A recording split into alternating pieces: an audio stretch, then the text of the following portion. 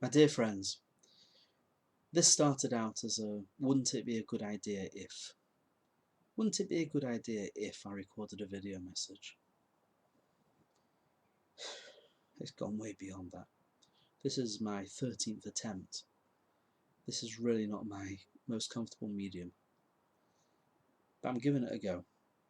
And I think I've cracked it. I think I know what I need to do. So I'm going to start again. Good Shabbos, good Shabbos, good Shabbos. I'm in the moment now. This year is going to be a Pesach like no other. Sidorim like no other. We're not with our family, with our friends, with our community. For some people, you're sitting alone, others in very small groups. And it's very strange, difficult for all of us. But I want to try and give at least attempt to give a positive spin to it. Mindful always that this is not how we want it to be, and that next year we hope and pray that we're back to normal. But for this year, let's think about this. The Seder begins with the phrase an Aramaic passage in which we invite people to join us. If you're needy, if you're hungry, join our Seder. But is there a point saying that this year? No one's listening, no one's available, and no matter how needy or hungry, they're not coming to our Seder.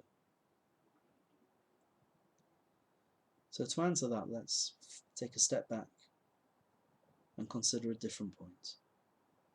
The Haggadah is written in Mishnaic Hebrew, except for this one paragraph which is written in Aramaic. Why is that? So the Gemara tells us that there are angels tasked with carrying our prayers to Hashem. Hebrew is the language of choice, but in truth any language serves. We can always turn to Hashem and pray in our language, with one exception. You can't pray in Aramaic because the angels don't speak it. Why? I don't know. Maybe they skipped school that day. But they don't speak Aramaic. We can't pray to God in Aramaic because the angels aren't there to carry the prayers. But there's an exception to that, and that is someone who's poorly. If someone's lying ill in bed, they can speak to Hashem in Aramaic.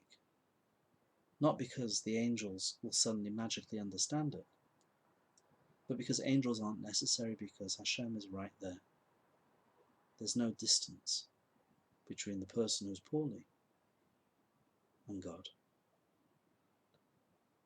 The Kabbalistic masters tell us that at the Seder, God is right there with us, as he was that first year back in Egypt, when he himself, as we say in the Haggadah, he himself redeemed us.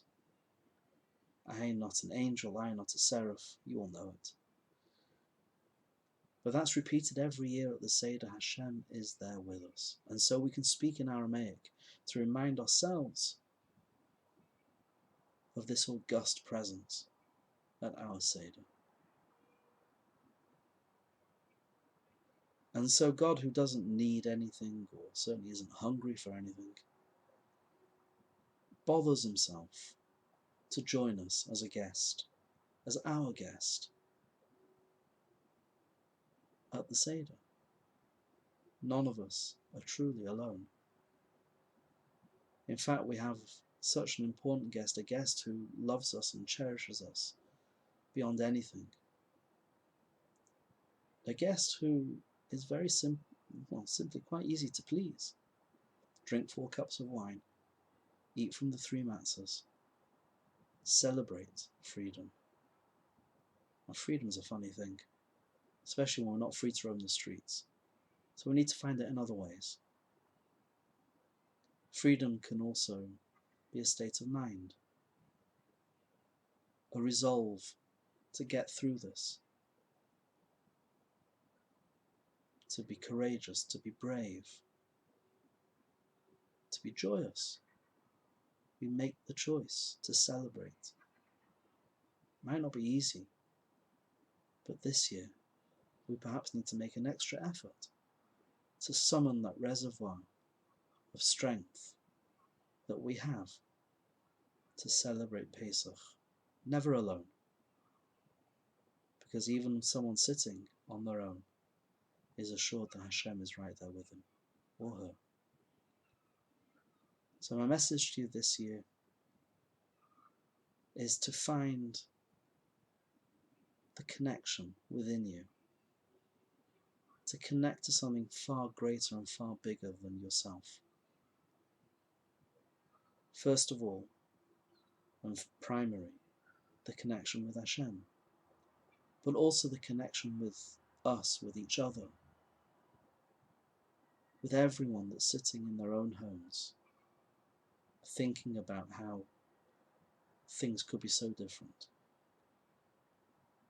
We're going to eat the matzah of healing. One of the names of the matzah is the matzah of healing. And we hope and pray that those that need a refuah shlema are healed. We hope and pray that as we drink the 4 cups of wine representing freedom, that the freedom becomes less a concept and more a reality. We're not alone. We're together. We're together with each other. We're together with God. Let's celebrate Yom Tov like we've never celebrated it before. And in Yirat Hashem, in the fullness of time, very speedily and quickly, we'll be reunited in good health, in harmony, in happiness, with the coming of Mashiach. Amen.